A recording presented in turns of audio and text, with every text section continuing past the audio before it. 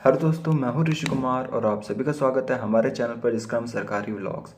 तो आज हम लोग बात करेंगे एसएससी सीजीएल 2025 का जो टीयर 2 एग्ज़ाम होने वाला है। ठीक है, उसके लिए हम लोग को 4200 और 4600 ग्रेड पे की जॉब को पाने के लिए कितना अपना टारगेटेड स्कोर बना के रखना चाहिए, जिससे कि हम लोग 4200 और 4600 ग्रेड पे की जॉब जो है वो पा सकें।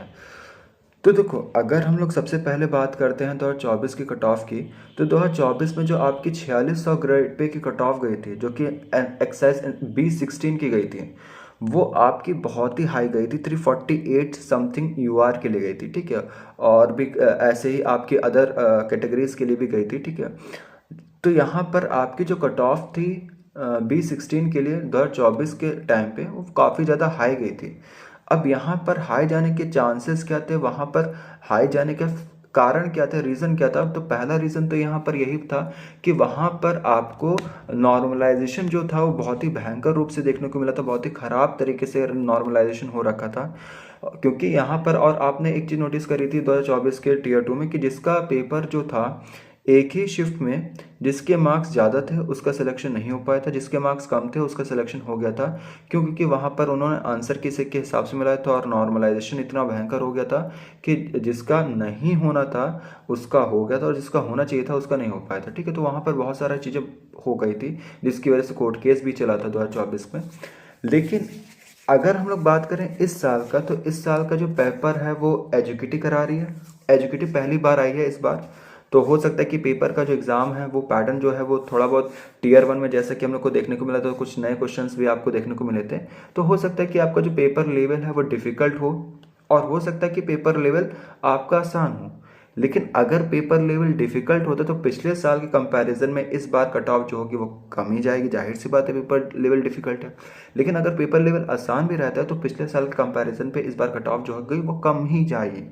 ठीक है, ऐसा क्यों कह रहा हूँ? क्योंकि पिछले साल तो करप्शन हो रखा था और पिछले साल के मुकाबले जो वैकेंसी है यहाँ पर आपको 42 और 4600 ग्रेड पे की वो काफ़ी ज़्यादा है इस बार आपकी करीबन 11,000 समथिंग वैकेंसी है 4200 और 4600 ग्रेड पे की, अगर आप मिक्स कर दोगे तो उस हिसाब से। ठीक है, तो इस बार अगर इतनी वैकेंसी है और अगर पेपर का लेवल जैसा भी जा सकता है, लेकिन जो टारगेटेड स्कोर आप लोग को लेके चलना है वो ये है, आपका यूआर के लिए आप मान सकते हो 310 तक का, 310 से 310 बोला हूँ, 320 तक का आप टारगेटेड स्कोर मान के चल सकते हो यूआर के लिए।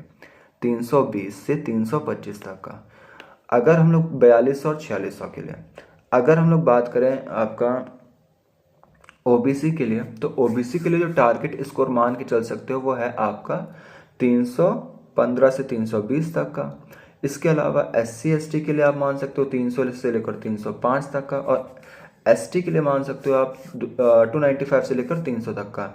अगर आप इतना भी स्कोर लेके चल रहे हो, इतना भी स्कोर लेकर अगर टारगेट लेके चल रहे हो, ठीक है, और आपके मॉक्स में इतने मार्क्स बन रहे हैं, तो हो सकता है कि आपको 42 और 4600 ग्रेड पे की जॉब मिल सके। ठीक है, कंफर्म क्या पाना है कि इतना ही जाएगा वो तो कोई नहीं कह सकता। ठीक है, एक टारगेटेड हम लोग बना के चलते हैं कि हाँ भाई इतना टारगेट बना के चलना ही चाहिए, तो उस हिसाब से एक टारगेट बता रहा हूँ कि इतना अगर आप स्कोर कर रहे हो या फिर इतना टारगेट बना के चल रहे हो, तो हो सकता है आपको 4200 या 4600 ग्रेड पे की जॉब जो है वो इस बार मिल जाए। ठीक है, तो इस वीडियो में केवल इतना ही। आई होप आपको हमारी वीडियो पसंद है। अगर पसंद है तो प्लीज़ लाइक करेगा, सब्सक्राइब करेगा और बेल आइकन दबाना ना भूलेगा हमारी लेटेस्ट वीडियोज़ की नोटिफिकेशन को पाने के लिए।